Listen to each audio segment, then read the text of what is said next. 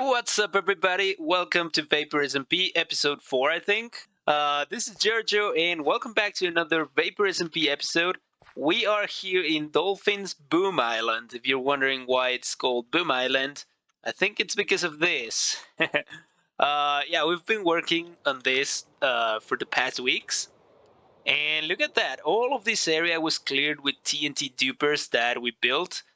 And this area right here was mined by Dolphin. So yeah, they have been putting a lot of work here, and we have been putting some work here. To be honest, it's mostly fun because who doesn't love a bit of TNT and blowing up stuff?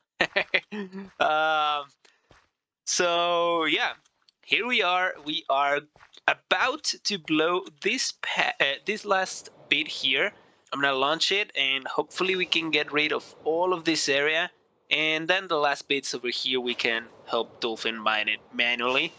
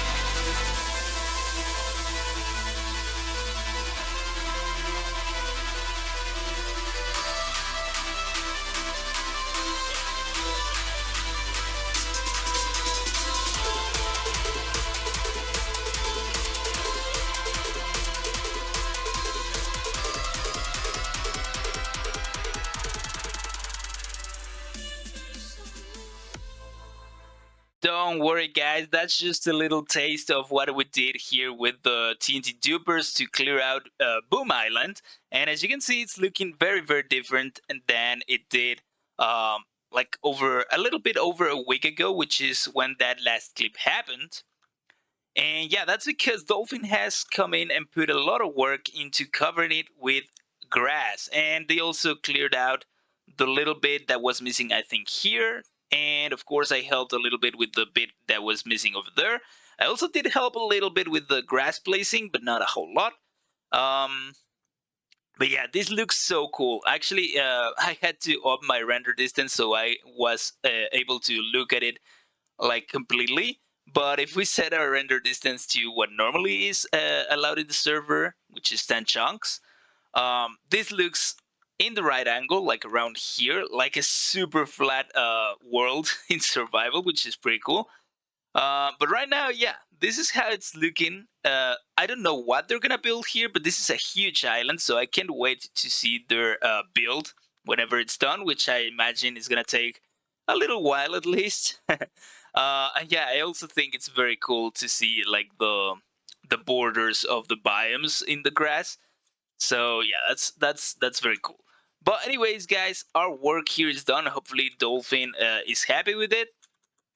And I forgot where the portal is. It should be over there. Yeah. So now it's time to head on to another part of the server. and start a new project, which I'll be honest with you guys, this is a bit into the future. The project already happened. It's already built. But yeah, I want to take you on the process a little bit. So I'm gonna take you in a little bit of a journey to the past, to 1 week ago Giorgio, so that you can see the process of it being built. And yeah, hopefully you can guess what it is. I'm not gonna tell you just yet. But yeah, as we build it, you can actually try to guess what it is. And the only hint I'm gonna tell you is a community project. Is that it is a community project. But let's head on to the past and yeah, enjoy these clips. Alrighty, guys. I think it's a good moment to bring you in because we've done a lot of the redstone already, and this is basically the main system of the thing. We're gonna have another one like right up over here, some maybe. But the main thing is down here. And yeah, look at this. We have a pressure plate there, so that means we need an entity because it's a stone one. And that entity is going to be the player. Now, when the player steps in on top of that pressure plate, this slime block will push it and launch it so that the player will be standing on top of this hopper then. As we do that, we push that glass block there. Let's say hi to wind, and this little terracotta, glazed terracotta, to here, to where on top, I mean in front of this piston, right? That will lock the player in this spot, this very spot, and then the player will have to do something. We'll leave it as a mystery as of now, but basically we are also collecting something down there.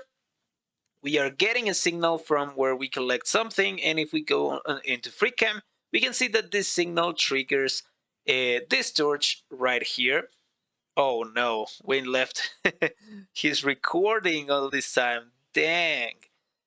Anyways, yeah, this is a two droppers facing into each other. So basically, a memory latch, and that memory latch basically is the one that tells this piston and the sticky piston below to release the player or whatever, right? The other poles that we get into the memory latch to reset it is, or to set it, I guess, is from this repeater that comes from that one. That comes obviously from the pressure plate. So basically, the piston will extend and block the player when the player activates this little thing. And then after we collect something from that hopper, the system will release the player. The next thing is, of course, we have some lines of hoppers down here. It's a bit of a mess, but we have a how do you say, a sorter down here that sorts arrows, and those arrows will return through these hoppers to this dropper right here, and we'll place the arrows on this dropper here at the top. Now, as you can see, that dropper also gets triggered by the pressure plate. We also have another one on the other side, so this one, that will also get triggered by the pressure plate. And if we can follow these hoppers, we will see that this other one is fed by this line of hoppers right here that also has a sorter, but a different kind. This basically sorts non-stackables. Now, why did we do all of this? I'll show you oh sorry, later, but I've given you some clues already. Maybe you can figure it out already. And the second redstone system is done up here, guys. We'll also use FreeCam to show it. So basically we have a target block as an input that, if you can see, the player is gonna be standing down here because of the previous system. And the only thing that it's gonna be, well, they're gonna be able to see is, of course, the target block. Now, you can figure out tons of stuff from that, I guess. But anyways, the input is the target block. The target block sends a pulse to this pulse extender. This piston gives a signal to this redstone lamp, which triggers this sticky piston twice. The second time, we are also sending a redstone update or redstone signal to this block that will trigger this piston once. So yeah, do what you will with that information. I'm not gonna tell you what it is just yet.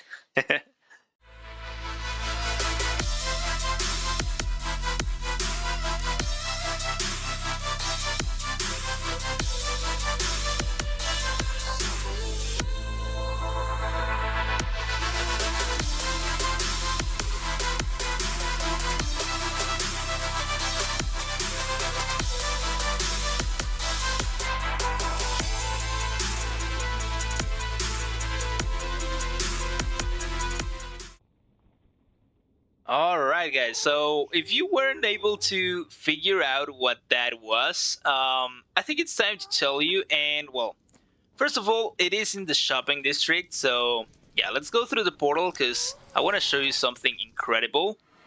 And that of course is this build, which by the way, it is not mine. And yeah, um, I don't have the abilities to create something as impressive as this, guys. Look at this.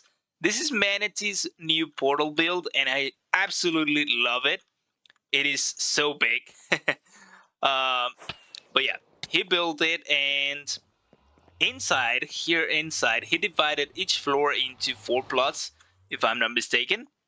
And these plots, he's gonna rent them or sell them to whoever wants a shop or a tiny shop without having to build one outside in the shopping district. And the cool thing about this is that it's right by the portal, right? So yeah, we're gonna have a lot of traffic passing by here.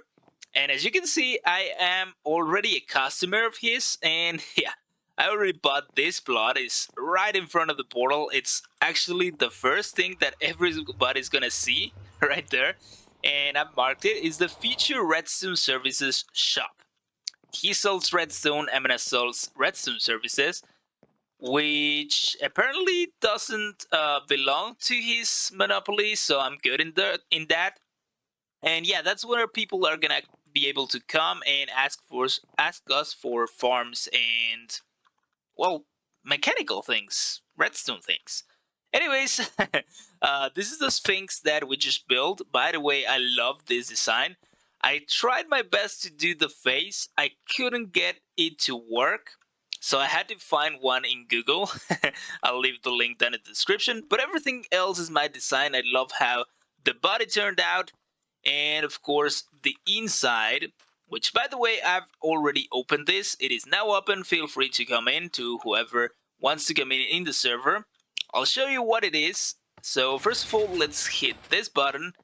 A very cool door opens. It's on a timer, so it eventually will close. And we have, of course, a button on the inside. So yeah, service is free. Just go ahead. And I brought some dyes. Oh wait, we have to turn this into dye to actually change the colors, because yeah, when we get inside, it's a lot of pink. Yeah, if you want to read all of the signs, go ahead. I'm so sorry for all the head puns, but I had to do it. I had to do it. Anyways, yeah, from the signs you can tell what it is. And I think what I'm gonna do is change some of these signs to some more fitting colors. I don't think the blue fits that well, so I'm gonna change this to blue and maybe this to yellow, and we'll leave this as pink. I think that fits quite nicely. And also we'll leave that pink. But anyways, this is a killing chamber, a self-killing chamber. So I'm gonna do it once just for you to see, but I actually don't like killing myself. As you can see, I already tested it. I have no levels. I also had Manatee and Dolphin and Wind, I think, tested it. So yeah, I know it works. Here's my head, by the way. And in the future, we're gonna expand to this staff-only door. It's not gonna be staff-only anymore, or probably over here. I'm not sure. By the way, this leads to downstairs too, so that I can do some maintenance in the redstone if needed. And yeah, we'll expand to have a gallery of heads to whoever wants to donate their head. But anyways, let's go ahead. So yeah, you already read the instructions. I know how it works. And I decorated the inside with some lava and some glass so that everybody can see the redstone. So we fall down, we get an arrow and a bow. I forgot to put my head out. We got the Raekon. So up there we shoot to the target block, and the target block kills us. Oh no! Oh goodness, I forgot one of the first instructions, which was to set my spawn. Oh, I'm an idiot. Good thing I have extra elytra and extra rockets to get back there. We are back, guys. I'm so sorry about that.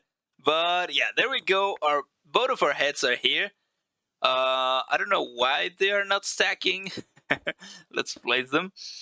So yeah, that's how this works. And of course, afterward, we need to pick all of our stuff up, which I hate because I have to manage my inventory again. Yeah, I don't recommend to bring a lot of stuff into this shop. But yeah, what I should have done is click this bed. So inventory has been managed. Let's pick up our heads, and I really need a new ender chest because mine, oh, they're still not stacking. I don't know why. But yeah, I used mine to put it here, so I need a new one. We'll get that soon. But you already saw the redstone. Everything is replenished. The bow should end in this dropper. The arrows should end in this one. And of course, we have a series of bows so that people don't use the same one every time. And let me know what you think about this, guys. I think it's pretty cool. But I may be wrong about it. I don't think anyone in the server has seen it, so I'm gonna leave this sign for a little bit longer until everyone knows that this is open. It's of course free, it's a free service, so nobody has to pay any diamonds to get in. And I really love the look of the Sphinx. This was, by the way, Manatee's idea. Um, I I asked some of the members of the server what should I build around it. Dolphin said a cat or a kitten. Manatee said a pyramid, and then I told him, well, Dolphin said a kitty, a kitten, and then he said combine both and do a Sphinx, and I think it's a great idea. Thanks, Manatee, for that. And here it is. But of course, this is not the last project of today. I know the video is probably a little bit long already, but we're gonna try to fit in one more project into the video. So let's go.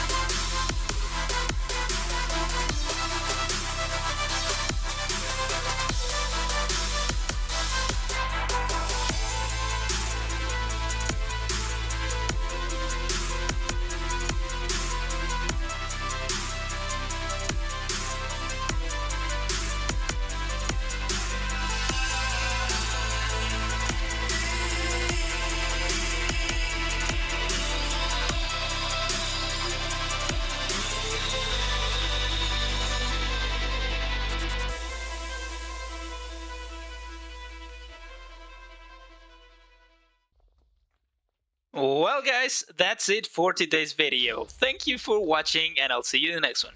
No, I'm just kidding. Look at this, guys. This is amazing. If you watched my latest redstone video, you probably recognize this farm. It's a clay farm slash mud farm and slash rooted dirt, because over on the other side we have this little switch right here that can change it to only produce rooted dirt. But of course we want it for terracotta, so we're gonna leave it as clay. And yeah, I had already ran it for a little bit, so we have all of this clay already in here.